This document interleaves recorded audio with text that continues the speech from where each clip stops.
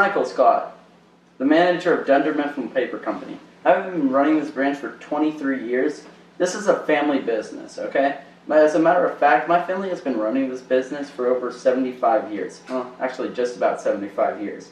Recently, we have been caught in an intense paper distribution competition between us and the other branches. We've been in this competition for 2 years, on the brink of 3, and this office has suffered greatly. What we got going on here, Kev? Alright everybody, time to see what little paper was sold. You know, Kevin, are you even trying? This competition requires a collective effort. And I feel like I'm the only one trying. This competition isn't going anywhere. It's a waste of time. I'd rather be in Thailand.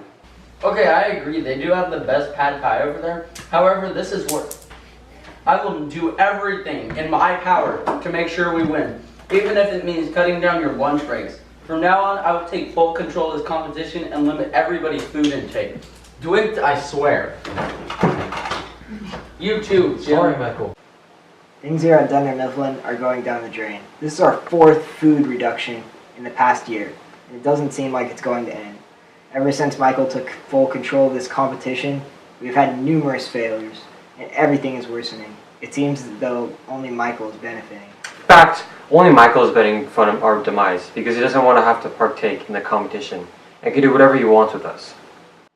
This branch needs a new leader, you know? One that will care for its employees and give equal rights to all.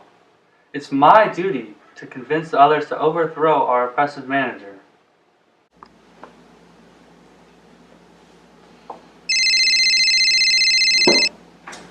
What's shakalacking, Court? Here are those papers, Michael.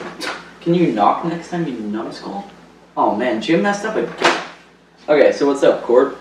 Wait, why won't there be any bonuses for the employees? How am I supposed to tell them that? Okay, does that mean I get their bonuses? Fantastic, that's great! Classic Corp, am I right? Okay, basically, they don't get bonuses because I'm gonna take them for myself. That's gonna be tough, but they're pretty tough. I think they'll be able to handle it, and don't you dare call me immoral. This is totally legal, and, you know, like, God, how could you even hate me? Actually, this is outrageous. He's taking all of our money, all of our food. We have no money for our families. False. Oscar can't have kids.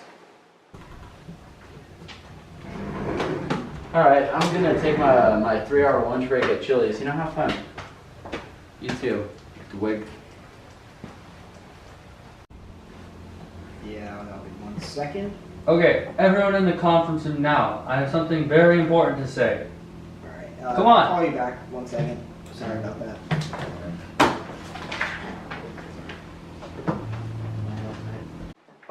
Now, comrades, what is this nature of this job of ours? Let's face it, our work conditions are miserable, boring, and tiresome. We go to work, we are given just so much food as to keep the last breath in our bodies, and those of us who are capable of it are forced to sell paper to the last atom of our strength. And the very instant that our usefulness has come to an end, we are fired with hideous cruelty.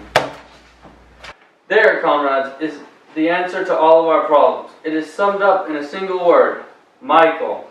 Michael is the only real enemy we have. Remove Michael from the scene, and the root cause of hunger and overwork is abolished forever. Yet, he is the manager of this branch. In return for your hard work in this office, what have you ever had except your bare rations and a cubicle? Is it not crystal clear then, comrades, that all of the evils in this life springs from the tyranny of Michael?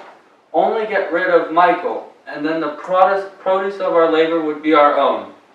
Almost overnight, we could become rich and free. What then must we do? No argument must lead you astray. Never listen when they tell you that Michael has a common interest with us. It is all lies. Michael serves the interest of no person except himself. And among us workers, let there be a perfect unity, perfect comradeship in this struggle. Michael is the enemy. Us workers are comrades. Yay,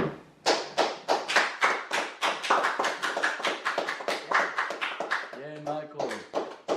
Oh, adios, suckers. I just got a better job at Staples. Boom, roasted. Have See you fun, later, Rai.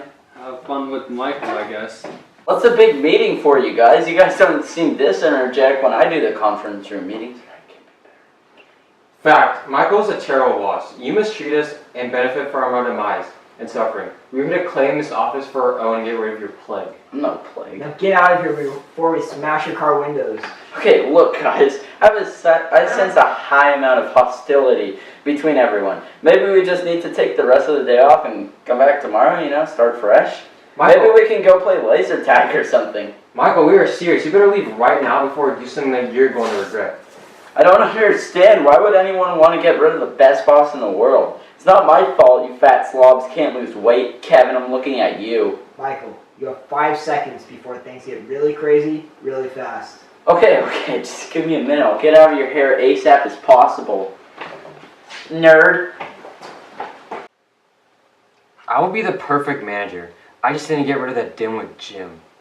All this revolution business has reminded me of a time when I once had pigs at my farm. My cousin Mose fed them bees, and then wouldn't you know it, they started a communist revolution in my own backyard.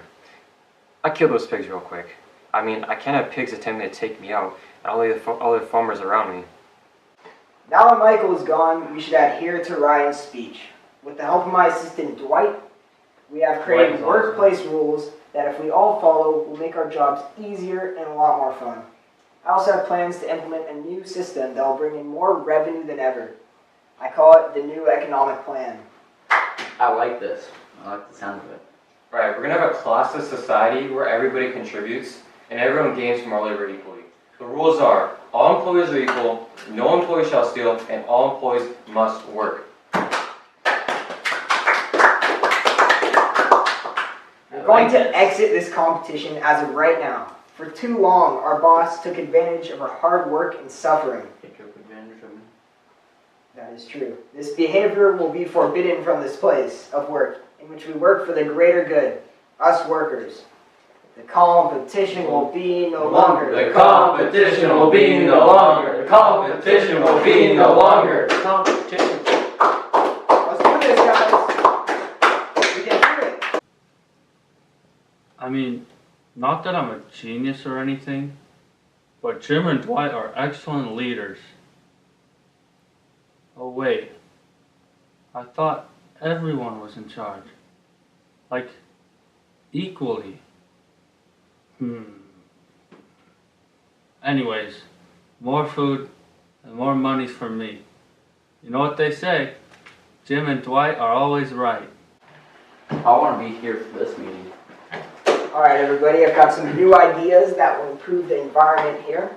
With your help, we can make enough money to improve the technology that you guys have in front of you. Those stupid Windows computers or whatever they're. I don't even have a mouse. Yeah, I've created a new program as well to help incentivize you guys to do better work. It's called the Employee of the Month program. It's our first winner. So everyone, drum roll, please. Get excited. All right, reveal the winner. And the winner is Jim. You won the whole thing, bro. No, you're going to Cancun, buddy.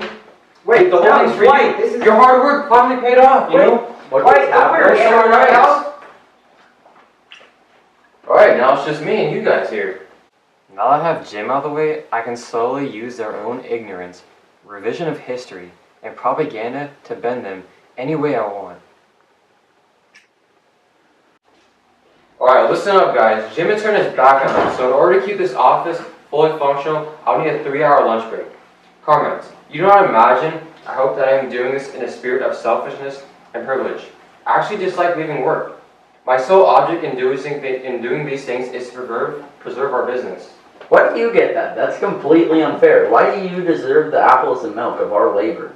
Oscar, I need time to think. You don't want Michael coming back, do you? While you guys work for the office, I've been working tirelessly day and night to prevent the return of Michael. Think how happy you are now. But I'm not. Wait. Okay, never mind. Now remember, Dwight is always right. Dwight is always right. Yes, Kevin. Look. The real reason Jim left is because he was working against us, and he stole our equipment, so we need to eliminate and a reminder of his presence. I thought he went on vacation. That was fake. Everything was fake. Jim actually left the office and never came back. There was never any vacation. He stole from us and just wanted to become the new Michael. Fact, Jim was a power-hungry tyrant. He did, I remember that now. I remember Jim was such a nice guy. Why would he do such a thing? But Dwight is always right. He has saved us from Michael and given us more freedom. These rules will now be called the Dwight Commandments, and anyone who doesn't follow them will be subject to firing or even worse. Something just doesn't add up here. This whole situation is messed up. I don't know, but it reminds me of the storyline of Will and Grace. Great show. Great show. I have no food, no money, no food, no wife, but at least Michael and Jim aren't in charge anymore. Hi, Dwight. All right, everybody, I got a new bodyguard, and his name's Victor. Why don't you introduce yourself a little more? Hello, my name is Victor Kanan. I come from Soviet Union, and now I work for Mr. Shroot. Dwight, what do you need a bodyguard for? It's in case ever Jim or Michael come back and try to attack the office, okay? It's not for me, it's for your guys' protection. The only good Jim is a dead one. Trust me, it's the safest option for you guys. Thank you, Dwight, for keeping us safe from the corrupt Jim and evil Michael. Not only have I hired a 24-hour bodyguard, I also put spyware in everyone's computers last night, after everyone left. I can track everything they do on their computers, and I can watch them through their monitors. Toby, I'll watch you in my office right now. What do you want, Dwight? I have a lot of work to do. I know that you've been using your computer for illegal activities, such as communicating with Michael and Jim. I would never do that, right? Are you calling me a liar, Toby? No, of course not, but I never contacted Jim or Michael. I think you're lying. Take a look at these. This is impossible. I never did any of these things. Why does it matter? You never said I couldn't contact Michael or Jim. Oh, I know what you're trying to do. This is a revision of history and show trials. You know, Chad Flenderson did this in my novel, The Flenderson Files. Look, you know you're stupid now. You see, Toby's right here in the Dwight Commandments, okay? Take a look at those. Now, here's what's going to happen going forward, Toby. You listening? Yes. Alright, you and I are going to walk outside this office room, and you're going to tell everyone that you betrayed the entire office by contacting Jim and Michael, and that you went against the Dwight Commandments. Then you're going to show everyone the evidence, okay? Whatever you say, Dwight. Come on.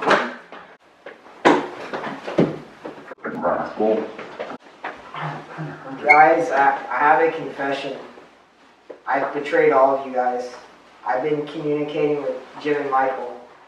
Dwight, forgive me, please, for I've sinned. Please. If you guys don't believe me, look at the evidence. Boo! Toby the traitor! I'm here to protect the office. I will never abandon and lead you down the wrong path. I am always right. Dwight is always right. RKO! 1, 2, 3.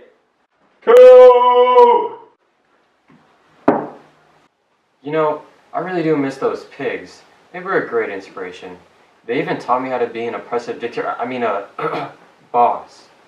Like how a boss needs to revise history, make show trials, and use physical force against his employees. Toby didn't contact Jim or Michael. It's all fake. I didn't even told him about the new Dwight Commandments. What, these? I'm fine. I'm just glad Dwight let me keep my job. At least he doesn't hate me as much as Michael does. Alright everybody, I had this nifty idea back when Jim was surrounding that criminal. I tried to create a 5-year plan for this office to bring in even more revenue than ever. Then, when I brought this idea to Jim, he said it was horrible, the worst thing he has ever seen. And then he told me about his diabolical plan to take over the office with Michael again. Now, see, if we don't implement this 5-year plan, which centers around shrew bucks... What, Oscar? I was just gonna say it sounds a little bit like Jim's plan, but Jim's evil. Hey, Could shut up, never thought. Oscar. Alright, okay, good. Sorry. We will basically be reverting back to our old dictatorship. And if there's one thing I know, I don't want Michael coming back. But the real question is, do you guys? No, Dwight is always right. Something isn't right with Dwight. I came into work today and it seems as if the rules have been changed, ever so slightly. But I just can't remember what they originally were.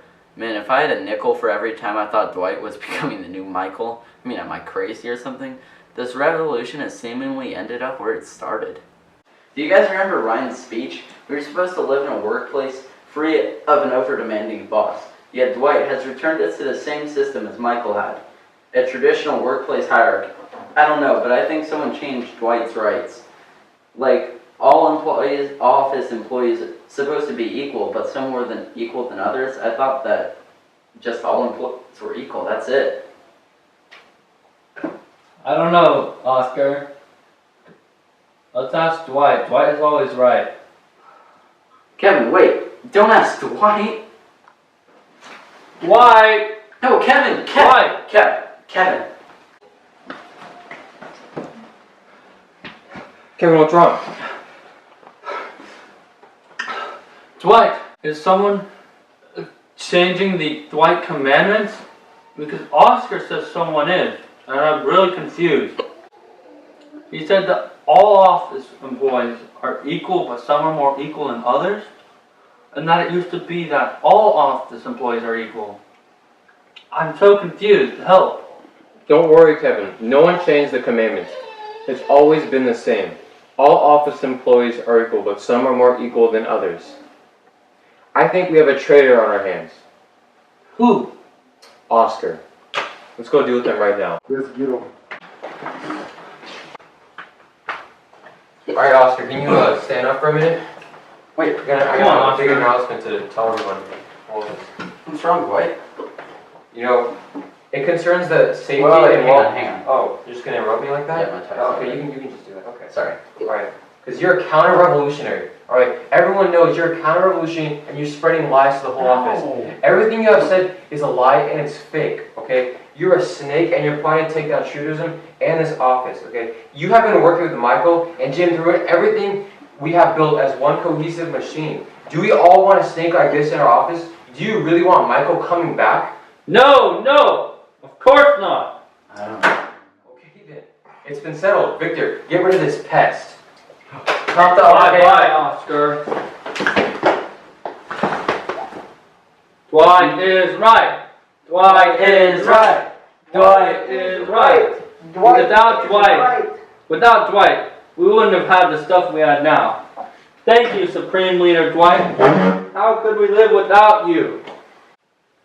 My rule has been cemented into the history of this office and is the most cruel and profitable boss to ever live. My employees work the hardest and make the least money doing it. I have fed ideas into their head, giving them a common enemy, and making examples out of those who disobey. Kevin, get out of here. Supreme Leader Dwight. I like the sound of that. Well, as you can see with these things, things haven't gone so well for Dunder Mifflin. Trouble with these revolutions is that giving up power is almost impossible once it's handed to them. The revolution failed because there were too many ignorant people like Kevin who repeatedly praised Dwight. As long as there was people like Kevin, it allowed Dwight to change his rules and use his bodyguard to inflict fear. Hey, what the hell are you doing here? Also, by the way, I've been working on a little book written by yours truly, The Intelligent and All-Powerful Dwight Schrute. It outlines tools for dictatorship that any newbie could use. The reader will learn the basics, the scapegoating, revision of history, fear, ignorance, good rhetoric for your propaganda.